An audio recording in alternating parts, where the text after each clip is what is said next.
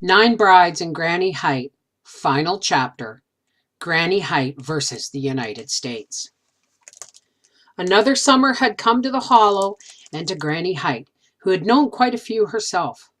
The larkspur and phlox and petunias about her house were in their splendor, and Granny, viewing and inhaling them from her doorway, was startled to see a pair of strangers coming through her gate, a draggled pair if ever she had beheld such.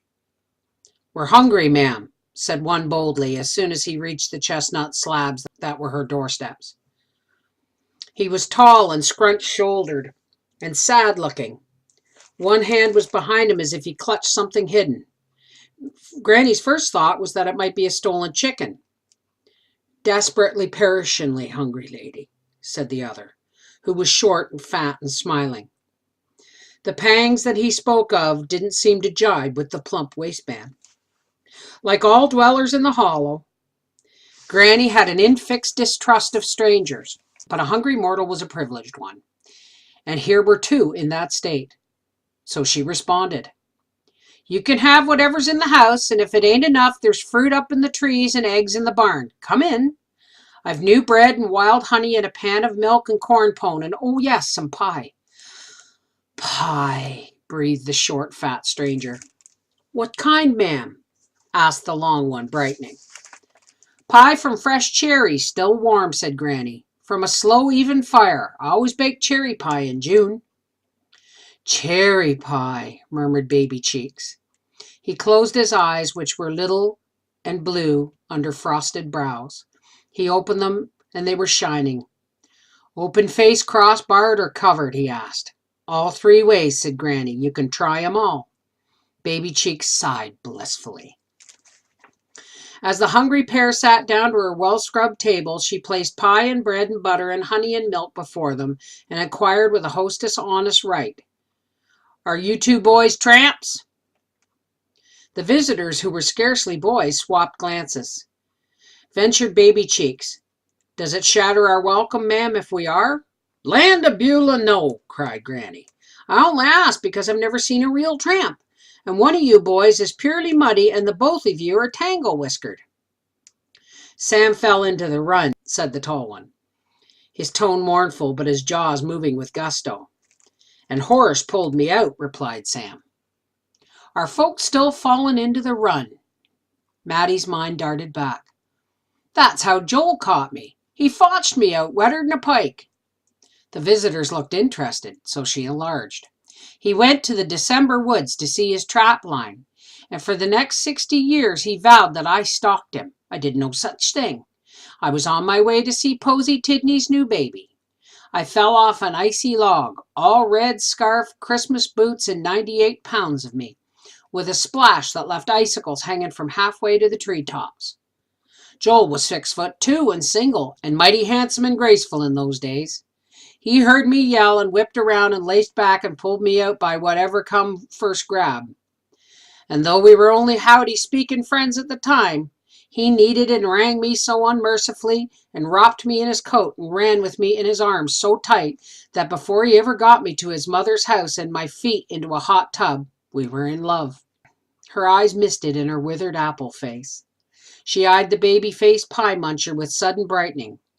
"Was the log you fell off the same one, I wonder? The mossy log about 50 rods above Grand Sir Becket's still?" Her hand shot to her mouth. "Still? Still?" said Sam. For one of the few times in her life, Granny fibbed.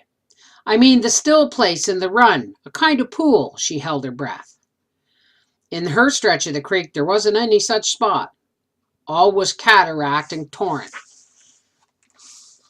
It was under a high-pointed rock," said Sam, "with bayberries around it."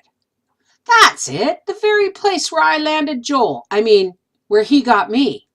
She busied herself at the coffee pot. "You boys from Marionborough, mate?"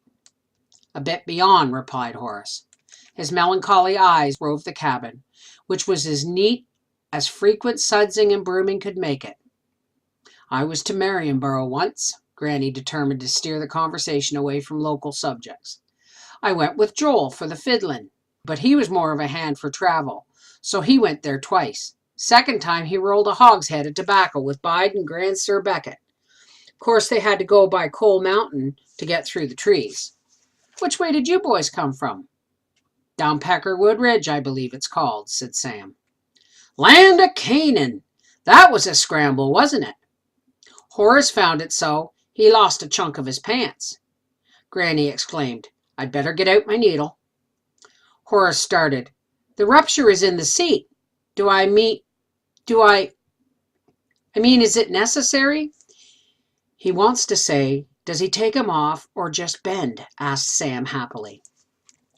I've nothing for him to put on, so he bends, says Granny. Joel was buried in his Sunday pants, and I burned the others. Take your time eating. I'll be whacking a patch out of an old apron. How old are you two? Sam's 62, said the tall one. I'm 64. Granny nodded from her sage elevation of a score of years beyond. What do you do for a living? We work for the government. Granny almost jumped out of her skin. Sam spoke quickly. Horace puts things very bluntly. We aren't revenuers. No, agreed Granny, getting her poise back.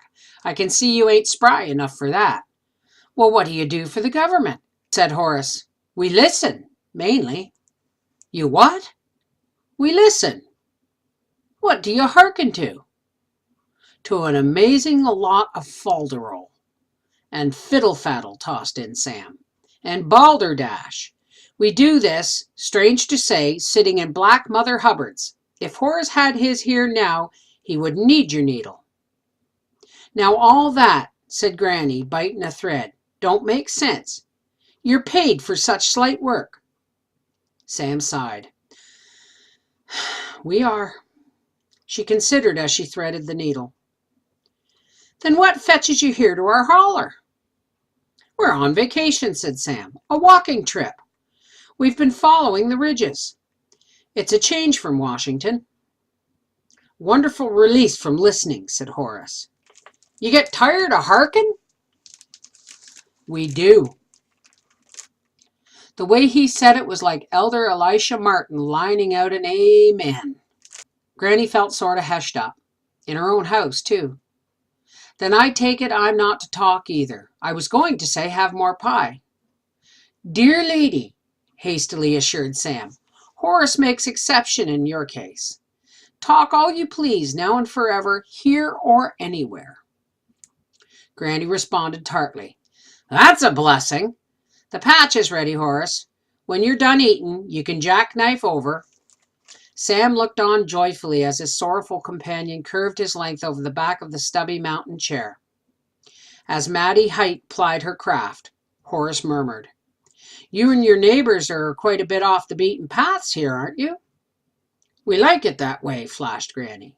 Same as our kind did 100 years ago, and theirs before that, and theirs afore that. They came to these parts for something that only the fresh, cool mountains can give. Sam spoke. I know. Peace, and neighboring without crowding, and a sturdy ancient freedom. My people had it once and let it go. The stitching done, Horace straightened. How much do we owe you, ma'am, for the repairs and the food? Oh? Do I have to take a broomstick to you boys to teach you manners? Cried Granny. We don't take pay around here for sharing and fending. Where are you two bound for? Fitchville at present. There's a gap through the mountains at the top of this run, isn't there? I've heard tell there is. She gave Sam and Horace the rest of the pie for a snack later and watched them go. It was only the first lot of strangers that Granny was to see within the 12 months.